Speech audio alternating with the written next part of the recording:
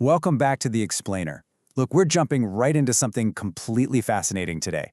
We're breaking down a source text called The Retirement Portfolio of Life. And it kind of flips the script on how we view aging. It takes this messy, complex biological process and translates it into a language that, well, most of us already know pretty well. Now, you might be wondering, what if the exact same principles that build your financial security also shape how you age? It's a pretty wild thought, isn't it? I mean, we spend literally decades obsessing over our 401ks, constantly checking our balances and allocations. But what about our biological portfolios? Today, we're going to anchor this whole conversation about human longevity right inside that familiar financial framework. So here's our roadmap for today. We'll start with the Warren Buffett framework. Then we'll look at dividends and index funds, bonds and real estate, the paid-off home, a really critical gap called the missing account statement, and finally, the real retirement strategy. All right, let's get into Section 1, the Warren Buffett framework, and how we actually approach investing in age. Okay, so for years, Warren Buffett has preached an incredibly simple framework for retirement investing. It's definitely not about gambling on sudden breakthroughs or chasing whatever the hottest new trend is. No, it's fundamentally about building a stable portfolio that's actually designed to continue supporting your life decades into the future. It's methodical, it's reliable, and it's all about long-term stewardship. So, traditional financial retirement, it's built on money, assets, and income. But here's the thing, human aging works on the exact same architecture. Retirement isn't just about cash. It's physical, it's cognitive, it's social, and emotional. By the time you hit 70 or 80 years old, you are literally living off the biological and social investments you made decades earlier. And that's true whether you actually realized you were investing or not. You're either walking into older age with stored capacity, or you're walking in with an accumulated deficit.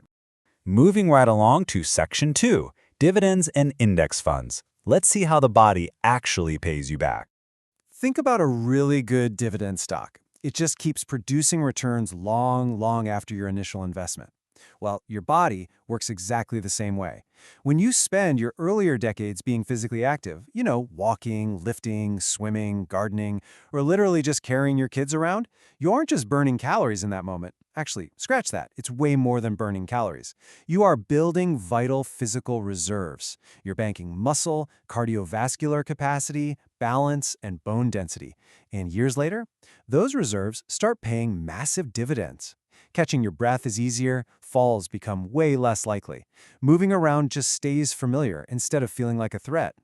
And just like Buffett absolutely loves a simple, broad market index fund like the S&P 500, we've got the S&P 500 of health.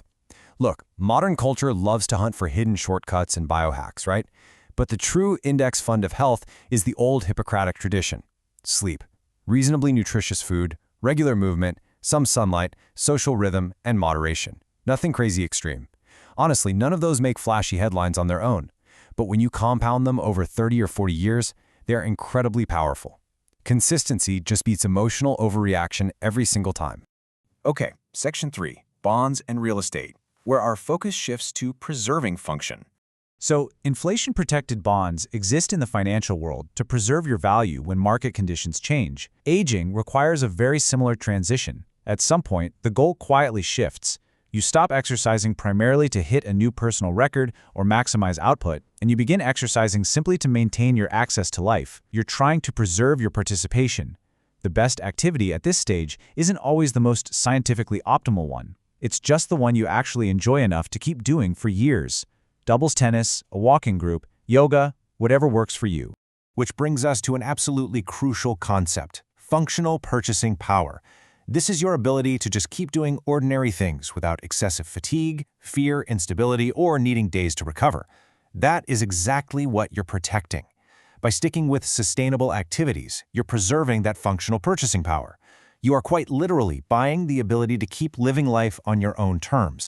But a healthy portfolio isn't just physical. Let's talk about real estate.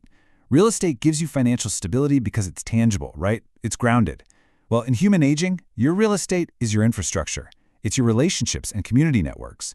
Family, friends, neighbors, those weekly rituals where people actually expect you to show up. Research constantly shows us that isolation wreaks havoc on your health. It slows your recovery, speeds up cognitive decline, and spikes your stress. We like to think of independence as being totally self-sufficient, but healthy aging is deeply supported by belonging. The strongest life portfolios, they're almost never built alone. That brings us to Section 4, the paid-off home, which represents emotional stability. Financially speaking, a paid-off house takes a ton of pressure off, but emotionally, it might matter even more. As we age, familiarity itself becomes intensely protective. Home is where your routines stabilize. It's where your identity stays coherent and where your nervous system can truly just relax, because all your memory accumulates there. It acts as this incredibly reliable center of gravity. It becomes way less about the financial ownership of the property and way more about operational stability for you as a human system. Now for the dramatic twist. Section 5, the missing account statement. Let's look at the missing feedback in our biological portfolios. Financial systems give us constant feedback, don't they? We've got apps showing balances, trends, gains, losses. But human aging? It traditionally does not give us that dashboard. The source material offers a really profound realization here.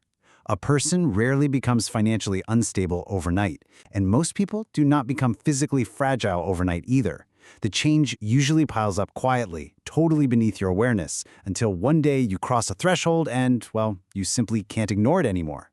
This is a pretty dangerous reality. Because we don't get a biological account statement in the mail, most people only discover their physical decline suddenly. It shows up out of nowhere as a sudden fall, unexpected exhaustion, trouble getting up off the floor, or a new hesitation on the stairs, where, suddenly, fear replaces your confidence. The body changed gradually, but your awareness of that change arrives like a total shock. And that perfectly illustrates what emerging health tech is trying to solve today. Systems like FinchQ are basically stepping in to act as that missing statement of account. The whole goal is to create a longitudinal picture of your function over time. It's not a scary medical diagnosis or an emergency alarm. It's simply a way of noticing if your underlying portfolio of life is strengthening, stabilizing, or quietly slipping. It gives you the feedback early enough so you can actually do something about it. Because just like with your money, long-term trends matter way more than isolated moments. Which brings us to our final takeaway in Section 6, the real retirement strategy and long-term stewardship. You know, maybe Warren Buffett's deeper lesson was never simply about the money. It was always about long-term stewardship. The folks who are moving confidently through life at 80 years old didn't discover some secret miracle cure. They just kept making daily, compounding deposits: movement, sleep, relationships, routines, curiosity, recovery, and participation.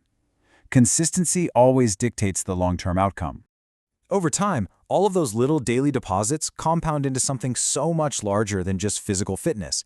They compound into this: continuity, the ability to remain connected to your own life as the years keep rolling forward. Think about that for a second. Continuity might literally be the most valuable asset you can ever own. It means your world doesn't have to shrink, it just adapts. So I'm going to leave you with this final provocative thought.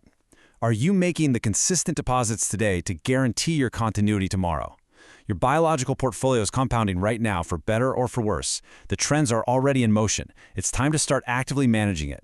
Thanks for hanging out with me on this explainer, and I'll catch you next time as we keep using clear visuals to unpack the world's most fascinating ideas.